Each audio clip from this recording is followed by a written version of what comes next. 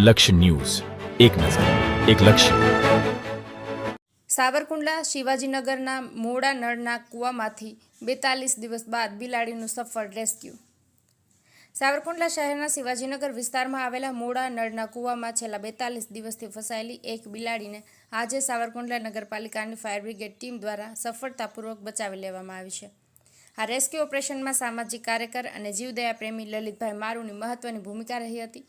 પ્રાપ્ત વિગતો અનુસાર આજે સવારે શિવાજીનગરના જાગૃત નાગરિકે લલિતભાઈ મારુને જાણ કરી કે એક બિલાડી લગભગ 1.5 મહિનાથી કૂવામાં ફસાયેલી છે.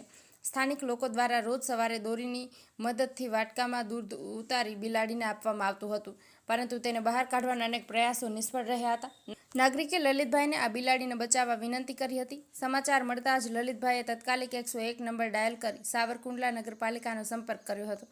નગરપાલિકાની ફાયર બ્રિગેડ ટીમ, જેમાં જયરાજભાઈ ખુમાણ, રવિરાજભાઈ જેબલિયા, અજીત ખુમાણ, પ્રદીપ ખુમાણ તેમજ લલિતભાઈ મારુ સિવાયના અન્ય સ્થાનિક સભ્યોનો સમાવેશ થાય છે.